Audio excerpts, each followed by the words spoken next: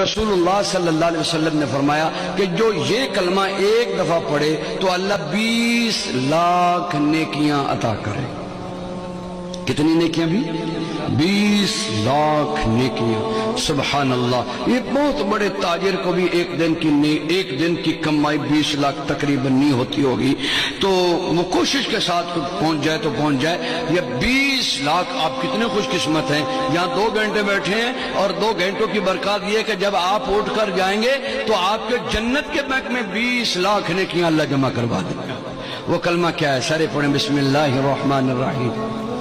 لا الہ الا اللہ وحدہ لا شریک لہ احدا صمدا لم یلد ولم یولد ولم یکن لہ کفوا احد.